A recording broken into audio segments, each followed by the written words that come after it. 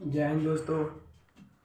आपको Shashikant Kumar arts class से YouTube channel में स्वागत है। देखिए, आज हम गुलाम वंश के बारे में हम लोग पढ़ेंगे। गुलाम वंश के शासन में क्या दिक्कत आया, क्या कठिनाइयाँ आया, उसके बारे में, उसके शासक के बारे में पढ़ेंगे आज। देखिए, गुलाम वंश 1206 ईस्वी से 1290 ईस्वी तक चला था। उसके बाद फिर दूसरा वंश के बारे में आगे के वीडियो में पढ़ेंगे। पहले ये गुलाम वंश पढ़ लें। गुलाम वंश के शासक था कुतुबुद्दीन ऐबक।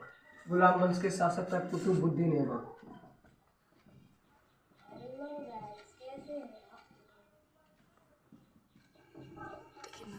कुतुबुद्दीन ऐबक था जो भारत मोहम्मद गौरी के गुलाम था। मोहम्मद गौरी के गुलाम था। किसका? मोहम्मद गौरी के गुलाम था।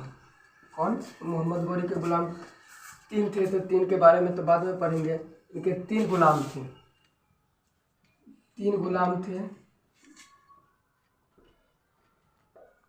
तीन गुलाम में ऐबक एक, उसके बाद कुबाजा, उसके बाद यालदोज।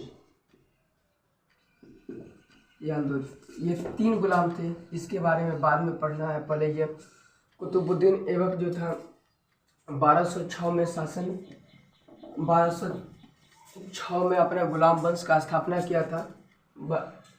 मोहम्मद गौरी के मृत्यु के बाद 1206 में अपना शासन किया। और उसके बाद इन्होंने शासन राजा को तो पद ग्रहण कर लिया, लेकिन पद ग्रहण करने से कोई राजा नहीं बन जाता। उसके लिए कुछ नियम कानून होते हैं, लेकिन उस नियम का कोई खलीफा, कोई पद का ग्रहण नहीं किए। कोई भी ऐसे पद ग्रहण नहीं किए या ऐसे राजा का कोई काम ऐसा नहीं किए कि जो राजा है, तो इसलिए इनको अस्थायी राजा नहीं माना जाता। वास्तविक राजा इनको नहीं माना जाता है। माना जाता है वास्तविक राजा इल्तुतमिश को। खास उसके बारे में तो बाद में बात करेंगे। लेकिन ये देखिए 1206 में उसके बाद इन्होंने अपने कुतुबुद्दीन ऐबक ने अपने गुरु के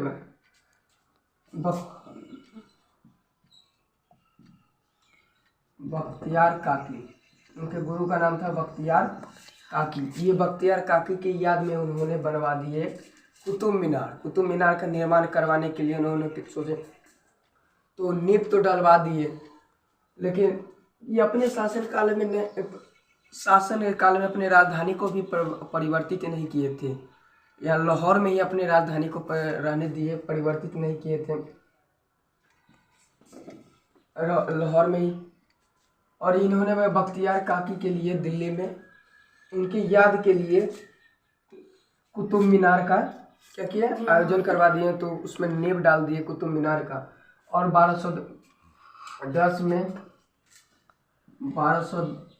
1210 ईस्वी में वहाँ पे पोलो खेलते समय, कहाँ पे? लाहौर में पोलो खेलते समय उनके घोड़े से गिरकर मृत्यु हो गई, जिसे चौगाना भी कहा जाता है। पोलो को चौगाना भी कहा जाता है। चौगाना खेलते समय कुतुबुद्दीन ऐबक की लाहौर में मृत्यु हो गई। उसके बाद आए आराम शाह को 8 महीने के लिए ही शासक बने। 8 माह के लिए आराम शाह जो है 8 माह के लिए ही शासक बने थे 1210 में। इनके मृत्यु के बाद, कुतुबुद्दीन ऐबक के मृत्यु के बाद 1210 में 8 माह के लिए बने। कुछ ऐसा काम नहीं किए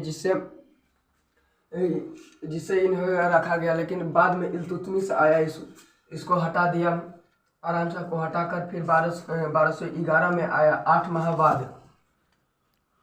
माह बाद इल्तुतमिश आया। ये 1211 में आया। और 1211 में आने के बाद उन्होंने वास्तविक राजा गुलाम वंश का वास्तविक राजा इल्तुतमिश को कहा जाता है। इन्होंने खलीफा का भी पद प्राप्त कर लिए। बहुत सारे ऐसे पद त्याग कर लिए जिससे राजा होने का दर्जा इनको मिल गया। इन्होंने तो, लेकिन कुतुबुद्दीन ऐबक को लाख बख्श कहा जाता है। उन्होंने लाखों का दान दे देते थे, लाखों रुपए दान में दे देते थे। परंतु इल्तुतमिश जो थे, इल्तुतमिश एक ऐसा कानून चला है जिससे कि वहाँ के नागरिक को पेंशन के वेतन के रूप में पैसा न देकर उनको जमीन दिया जाता था। वेतन के रूप में पैसे न देकर जमीन दिया जाता था। इल्तुतमिश जो था 1211 में 1211 ईस्वी में आने के बाद उसने जो कुतुबुद्दीन ऐबक ने नींव डलवाए थे मीनार का जो नींव डलवाए थे उसको पूरा करवाने में इल्तुतमिश का हाथ था। इल्तुतमिश ने पूरा मीनार को बनवा दिया। कुतुबुद्दीन ऐबक ने सिर्फ नींव डलवाए थे और इसने पूरा बनवा ही दिए। इनके बाद आते हैं तो ये हो गया कुतुबुद्दीन ऐबक ने मीनार का नींव डलवाया और इल्तुतमिश ने उसको पूरा फिनिशिंग करवा दिया, यानी कि उस पूरा बनवा दिया। तो इसलिए कुतुब मीनार इस प्रकार है। देखिए, ये जो नीचे से चौड़ा और ऊपर से हल्का पतला होते हुए जाता है, ऊपर से हल्का पतला है क्योंकि यह भार है वो सह सकता है। यानी कि जैसे इसका में था, क्या बोलते हैं, अलाउद्दीन का मीनार जो आधे पर रुक गया, इतना पर सीधे ले गया, उसके बाद जाने पर रुक गया, तो उसने जिसे अलाई मीनार कहा जाता है उसने सीधे बनवाया, जिसके कारण उसका मीनार ज़्यादा ऊंचा नहीं रह पाया। मीनार के लिए आधा ही रह पाया था अलाई मीनार। खास उसके बारे में तो आगे बात चर्चा करेंगे, लेकिन ये है इसने अब खलीफा का पद भी ग्रहण कर लिए। सब पद ग्रहण करने के बाद अपनी राजधानी लाहौर से राजधानी जो कुतुबुद्दीन ऐबक लाहौर में ही रखे हुए थे, लाहौर से सीधे लाकर दिल्ली में प्रवेश कर दिए। कहाँ पे? दिल्ली में प्रवेश कर राजधानी अपने बना लिए, जिसे दिल्ली सल्तनत कहा जाता है। दिल्ली सल्तनत में आते हैं गुलाम वंश, लोधी वंश और बहुत सारे वंश हैं, पाँच छः वंश हैं। उसके बारे में तो आगे चर्चा करेंगे, लेकिन ये दिल्ली में ला दिए राजधानी और दिल्ली में इनका मृत्यु हो गया था। चलिए ये हो गया। उसके बाद याल्दोज ने आया 1215 में आया था। कौन आया था? याल्दोज ने 1215 में आया कि कुतुबुद्दीन ऐबक मोहम्मद गौरी के गुलाम 3 थे, तो ऐबक तो शासक बन गया, लेकिन बचा याल्दोज और कुबाजा कुछ नहीं। याल्दोज जो आया 1215 में कि नहीं, हम शासक भैया बनेंगे, इल्तुतमिश को हटाओ। तो इल्तुतमिश से लड़ने गया।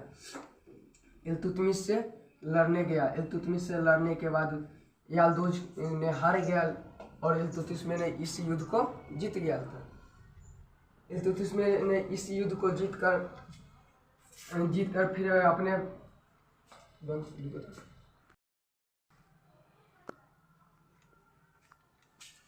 ये करने खास ये तो कुतुबुद्दीन ऐबक जो थे, कुतुबुद्दीन ऐबक दिल्ली में ऐसे मस्जिद भी बनवाए थे जिसे कुतुब उल मस्जिद कहा है।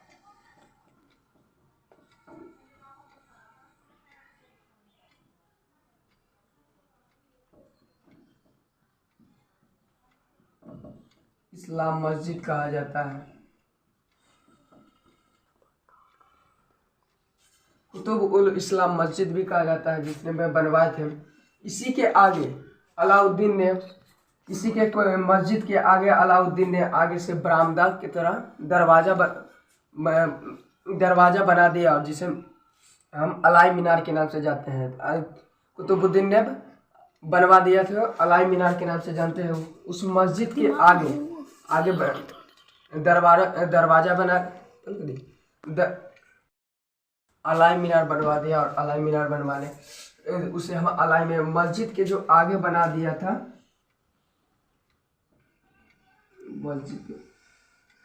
मस्जिद के जो आगे गेट था उसके आगे से जो बनाया एक भयानक बढ़िया सा दरवाजा बना दिया, जिससे कुछ लोग रह सके उसमें। उसे हम अलाई मीनार के नाम से जानते हैं। चलिए बंद कर दो। जय हिंद दोस्तों। अगर वीडियो अच्छा लगा हो तो लाइक करें और चैनल को सब्सक्राइब करें, और अपने दोस्तों के पास ज़रूर ये वीडियो को शेयर करें, ताकि आपके दोस्तों भी ये वीडियो को समझ जाए कि हाँ, ये क्वेश्चन को समझ में इसमें कुछ गलती नहीं होना। इसके आगे के जो ये है रजिया सुल्तान, ये सब जो है उसके बारे में हम बाद में बताएंगे।